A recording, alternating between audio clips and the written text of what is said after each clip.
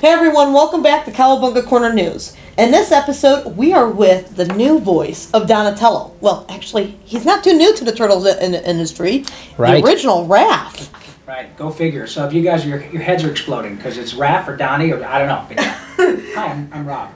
I think the real confusing part is actually hearing when we see the commercials and everything, your voice coming out of Don's voice. Out of the critter? Yeah, the character. I know, it is. Well, it's a little weird too because with the scripts of the new show, I often, Andrea Romano, the director, will say to us, okay, Raphael, would you please? And I'm like, oh, wait a minute, I'm not Raphael, I'm Donatello, and I have occasionally read Sean Astin's lines, who's now Raphael. So, yeah, I'm having my own little emotional breakdown about it, but I'm cool. Okay. Yeah. Now, with the Turtles things, you just went a huge break without doing Teenage Ninja Turtles. Gosh, almost 20 years. How did this come up to be in the new series? Well, as you know, Viacom bought the rights, lock, stock, and turtle van to the Turtles, 2 years ago or something like that. And so I, having worked at Nickelodeon a lot on Fairly Odd Parents and Jimmy Neutron and Cat Scratch and Danny Phantom and Tough Puppy and Back at the Barn, I work a lot at Nickelodeon. So I knew, and everybody in the industry knew, that Viacom had purchased Turtles. And I never in a million years, Michele, thought that I would ever get an audition, much less get a job on the show. But in October of, I think it was 2010, I got a call, or actually in the summer of almost two years ago, I got a call to go and read for Ninja Turtles, the new Ninja Turtles, TMNT 2012, but this was 2 years ago when they were casting it. And I told my agent, I said, well, do they know who I am? Not out of arrogance, because I'm happy to go read for it, but there have, as you mentioned, been several iterations of the Turtles in which none of us from the original show were involved. And I get that. A producer can come along and say, that was those guys, we want to hire our own actors. I totally get that. So I didn't want to get in there and have them say, oh yeah, that's right, he was Raphael. Let's throw the old guy a bone while he's here. And I just didn't want to waste their time or my time, frankly. My agent called back and said, no, they know exactly who you are, and they just think that you would be perfect for their vision of what Donatello is like. Now, you don't have the job, you have to go audition. Then my question was, well, I'm happy to audition, but is Barry Gordon involved? Because Barry was the original Donatello. And I would never do anything to step on Barry's toes or try to prevent him from getting a gig. And they said, no, it's nothing personal. The other guys aren't, coming in to read. I think probably part of it was that I had been at Nickelodeon a lot, and the casting people knew about me, so that they brought me in with other actors. So as soon as I knew that they were definitely interested in Rob Paulsen, even though they knew that I was in the original show, and that it was going to not do anything to harm Barry Gordon's chances, then I said sure, and I went and read and had a couple of callbacks, and I believe it was October of 2010, after a few callbacks, that I got the job. And I am thrilled to death that they would be kind enough to hire me 20 years later, or whatever it is, to get the job. My kid, who at the time was working at Nickelodeon on Tough Puppy, said, geez, Dad, you're going to be the answer to a Jeopardy question. Right? Isn't that crazy? It's probably not too far from the truth, so I'm pretty lucky. Oh, yeah. Yeah. Now, when you came in, was it hard to come up with doing a different voice for Don, knowing Barry's voice all those years for Don, and everyone seemed to copy Barry all those years? We always had the very, like, your Yakko voice is closer to what Don would have been. Kind of like this, sort of a little kind of geeky, weird guy. No, it wasn't hard at all, because not unlike, Raphael, it's very similar to my own voice. The intention was a little different, the personality of him. He's still the guy that is the brains of the bunch. He's not the best fighter of the bunch, but he's the brains of the bunch. I think my version of Donatello, and clearly what Ciro and the producers wanted, was even though Donnie is the brains of the bunch, he's definitely got more of an edge than Barry's version. And Barry's version will always be the original, and in my mind the best, but mine is different. So hopefully folks will like it, and it is clearly made for a new generation of kids. So that to the extent that people say, God, it sounds like Raphael. Well, respectfully, it's not made for you. It's made for your kids, right? So, yeah, I mean, people, if you're 30 years old, or you're 28 or 30 years old, 35 years old, yeah, you're going to say, well, that guy sounds a lot like Raphael. Well, yeah, he does. But Viacom clearly knew, that I was on the original show, and it didn't bother them, thank God. And I think probably part of their thinking was, well, Rob has the chops to do this, and the producers like him, and we like him, and all of that for Donatello. But trust me, I don't think anybody at Viacom would have hired me if they thought that kids were going to say, well, that sounds like Raphael, because it's not, it's made for the, 4 to 12-year-olds or whatever, who had no idea about the original series. Well, not really, because kids are introduced to the DVDs of the original series. Right. Well, that's true, too. That's true, too. And you're going to get people who watch it and say, wow, let me show you the original one. But I can only assume that the folks at Viacom know what they're doing. If they thought that my being involved in the new show was going to keep people from watching it, they wouldn't have hired me. Instead, it's got us flocking to the show, going, Rob's in it, yay! So maybe, well, thank you. I hope that's the case too. But I'm not only grateful, but I have to assume that they know what they're doing. They've been around a lot longer than I have, and they're pretty smart people. Has it been reminiscent going back and working on a turtle show, or is it like a whole new ball game? Well, there's a great, certainly, nostalgia that I'm thrilled about. Certainly. I mean, it was incredible. Especially when I got the show. A couple of years down the road now, mind you, I got the job 2 years ago. So now I'm kind of past the nostalgia point and firmly involved in this brand new version of the show with fantastic actors. Greg Sipes, spectacular Michelangelo.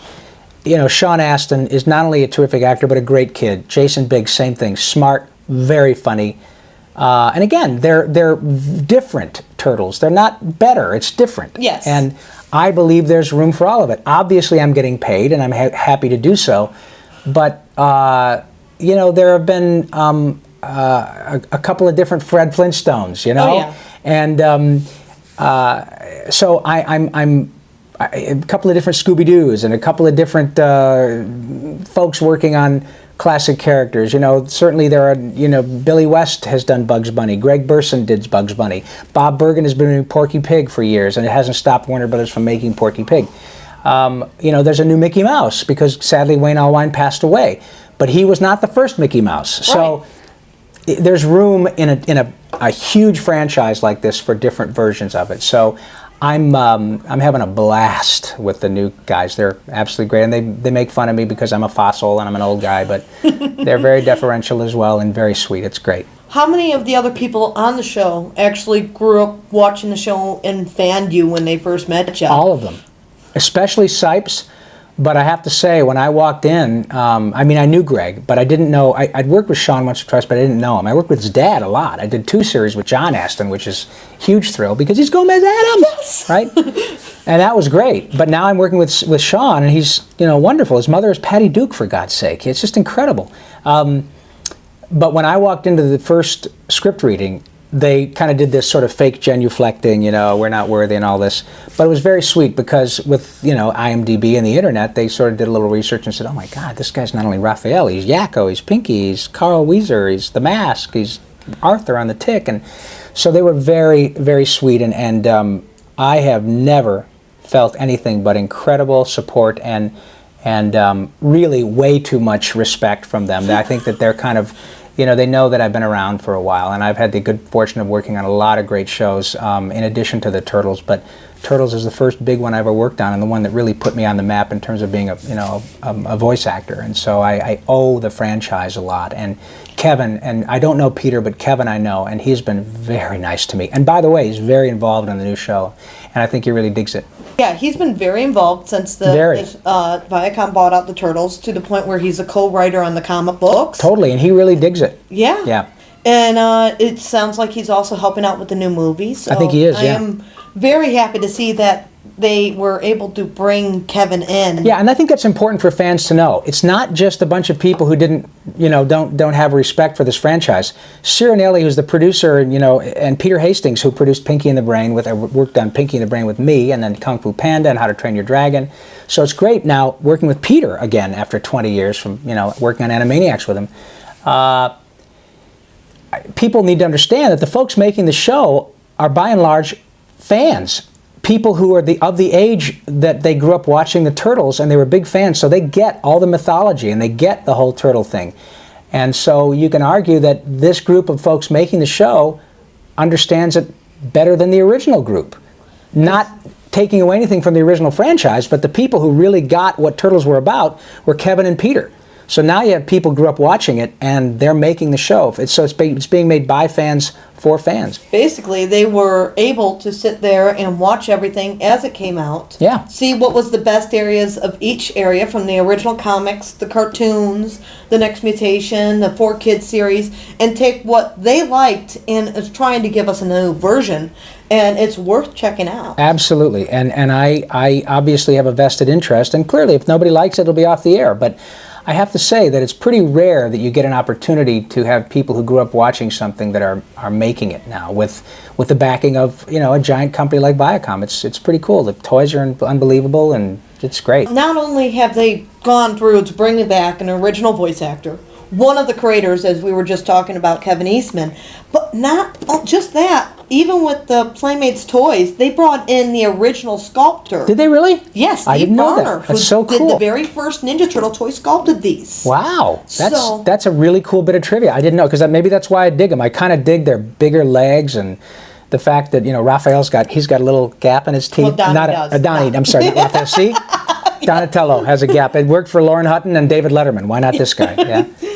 With all this, they are doing things to, like, say, hey, we're still with you guys. Yeah. Even though the show is being made for the kids, they're still trying to say they know we're out there. That's right. And They're very respectful of the fans. They understand that this is a big deal.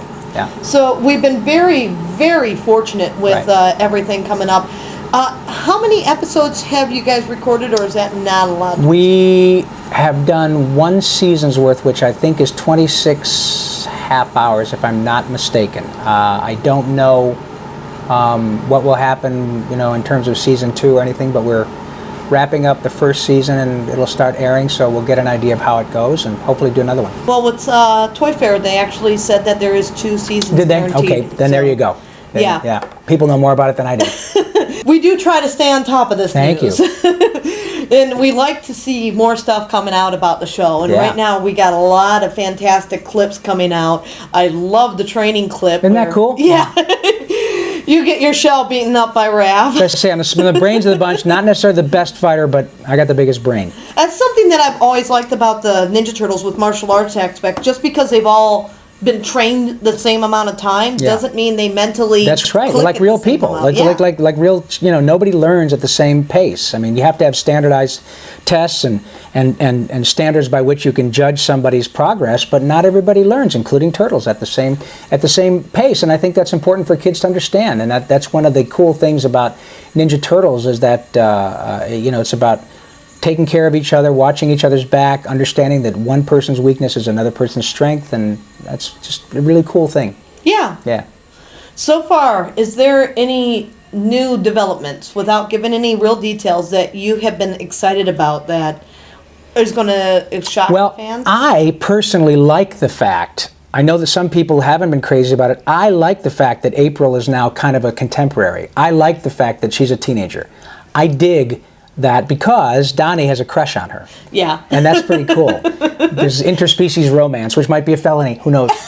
But I dig that because it was cool that, you know, April O'Neil in the first permutation of the show was kind of like a den mother, right? She was like an older woman who worked at Channel 6 News, and she was like always trying to wrangle us turtles. But now you have April, who is a teenager as well, so she kind of has the same interest and excitement, and shares a love of pizza and fun stuff, just like the other teenagers do. So I personally think that's pretty cool. That is one of my favorite things. The way the characters look, man. Shredder is a bad dude. He's gnarly looking, man. And I love the way the characters look.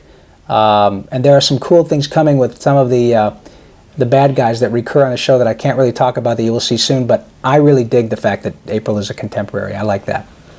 Yeah, it's definitely a different Yeah. new road for her. It's and cool. That's one of the things I do enjoy about each area of Ninja Turtles is we have gotten new roads. Yeah. I mean, the 4Kids series threw the Utrum Shredder at us, which was an alien Shredder. Right. The Next Mutation threw a female turtle at us. So you never knew. Image Comics probably did the biggest changes on the fans by turning Don into a cyborg, scarring up Raph's face, and then having Raph become the Shredder. There you go. And Leonardo losing a hand. Now, see, people have problems with us coming up with stuff. That's really wacky shit. That's way out there. And now we got IDW doing the full reincarnated souls for Right. the characters. So everyone has given us new things to the table. What an amazing franchise that have so many different versions and iterations and toys and incredible. This is an amazing franchise. It's something out there for everyone. For everybody. It's Yeah. amazing. And adults love it. I get emails and Twitters and things, Facebook stuff all the time from adults that have, I just wanted to show you that, I've got these guys on my desk and they love the character. It's amazing. People always know me for my turtle fandom, but what a lot of people don't know, besides for those who actually know me personally, is that my mom's just as big as a fan. She would Fantastic. watch the show with me and everything. She has her own collection put away of the comic books. So cool. So, Your and- mom clearly has good taste. Yes, she does. She's an amazing person too. great. So, but it's the great thing that's coming up with us for all of us is that we are having this new chance to see another series come out instead of it just disappearing. Yeah. And that's happened for many different shows, but if you look through Batman and Spider-Man and Superman, when they come back, they keep coming back in new generations too, and those fans, just like us, have to adjust to see if we're going to like the new. Well said. Well said. So- Yep. Good for you. And I believe that people are going to really like it when they see it and give it a chance. It's pretty outrageous. It looks great. It's got the cool sort of darkness of the comics and cool action sequences, but the humor of the original show, and even with Peter Hastings involved, my God, he's such an incredible talent. And I worked with him for years on Pinky and the Brain and Animaniacs, and so he brings his sense of humor to this, and that's what they're trying to do: get the best of all the worlds, the cool action fight sequences, some of the cool bad guys from the original show, but the sense of humor and fun, and it's great. Yeah, it's looking really good. Thank you.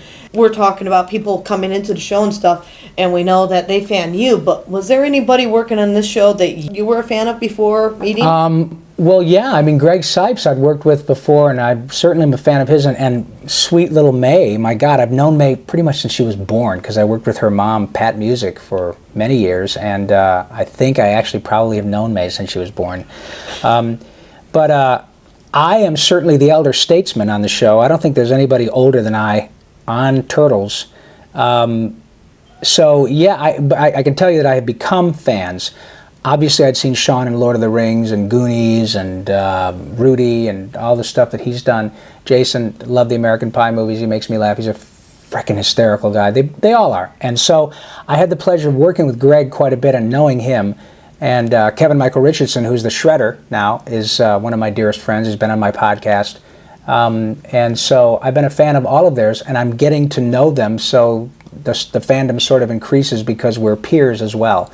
So that's a very cool thing where you can make, I have all my original Turtle friends, and we're doing it as we speak, or we're going to be doing a live podcast a week from now at the John Lovitz Comedy Club with all 4 original Turtles and Master Splinter and April O'Neil and Susie Blue, our director.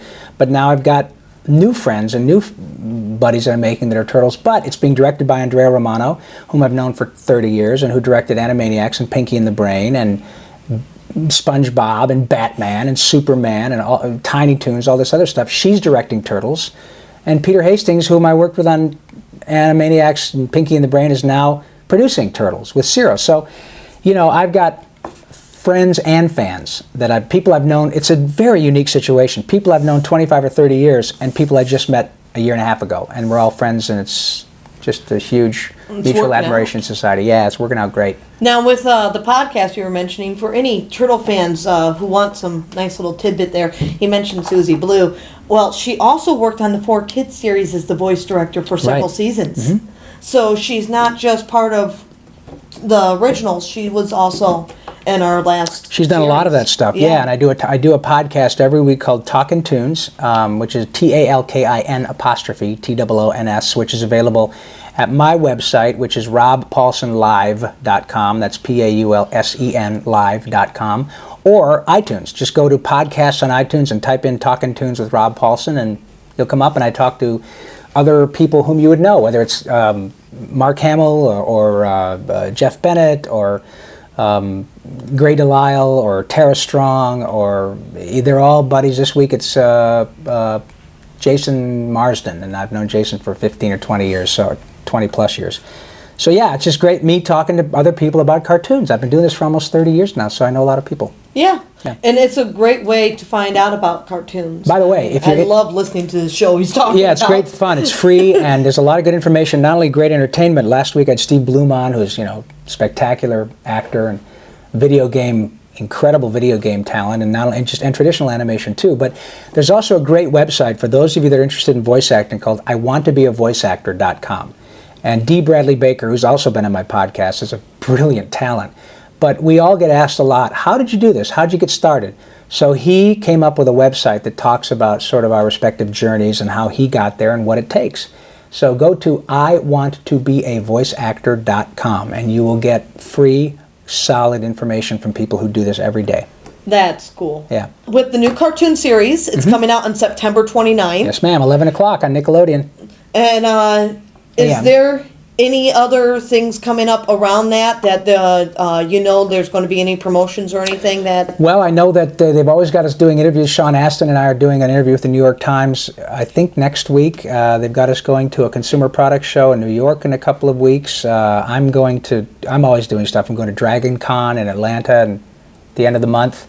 I'm going to do another couple of cons. I'm doing the New York Comic Con. You're going to be there too? Yes, I'll be there. New York Comic Con. I'm going to be at something called Geek Media Expo in Nashville in October before New York Comic Con, which I think, New York Comic Con is the 11th through the 14th of October, and the 26th through the 28th is Geek Media Expo, which is where I'll be as well. And folks, come see me in Atlanta at the end of the month. Labor Day weekend, I'll be at Dragon Con. I think I'm doing a live podcast in Dragon Con at a comedy club too, so that'll be out, and I'll probably be letting you know about that. So yeah, they've always got us doing all sorts of cool stuff. We never really know from sort of week to week because there's a big publicity machine at Nickelodeon which is kind of keeping all this going. But it will be, to use a $100 word, very ubiquitous. You will see turtles everywhere, especially on Viacom-owned stations, MTV, VH1, Spike. There will always be turtle blurbs coming out because it's a big priority for Viacom. Okay, we're excited about this. Me too, sweetie. Now, have you got to see, besides for the few clips, have you got to see any edited clips of the show? Yeah, well, things that we work on when we're doing replacing dialogue or fixing, tweaking lines, bits and pieces here and there. But I haven't seen one episode from front to back. I haven't. I've seen bits and pieces. The title sequence I love because I love the new theme song because it incorporates some of the old original theme song. But I haven't seen a whole show at all. From your experience, since you mainly worked with the original cartoon series, I'm not sure if you followed any of the other generations.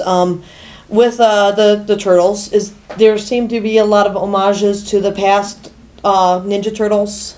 Yeah, the Turtles were still created out of the ooze. They are still mentored and sensei'd by Master Splinter. Shredder is the bad guy.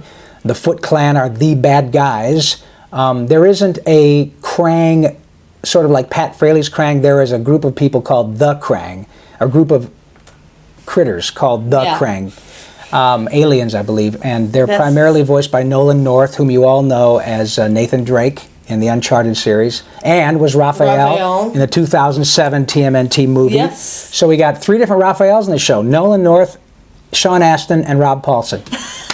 Crazy. What a chance. All they need to do is bring in the Raph from the Next Mutation. That's right. And the 4Kids series, and we'll be awesome. There are plenty of Raphs, no waiting. Yeah. Well, all the Raph fans should be very happy about that. What about us Mikey fans? There you go. Well, you'll love Townie. He's brilliant, and you will love Greg Sipes. He's unbelievable. Okay. Yeah. We're looking forward to September 29th. Me too. Thank you so much for sitting in with us. My pleasure, sweetie. Thank you very much, all of you, for watching and for supporting the show for all these years. And thank you in advance for making the new one a hit. Appreciate it. Oh, yeah. Can't wait to see it as a hit. Yes. Me too, sweetie. And can you say a big booyakasha? Booyakasha? I'm better than you, I think. Booyakasha! Yeah, I can say it. There you go. Okay. And Cowabunga, for those of you who've been around, yeah. Cowabunga! Oh, she's got it. Perfect. Thank you very much, Michelle. It's been a pleasure. It's been awesome. Thank you. Thank you, sweetie. See you guys next time.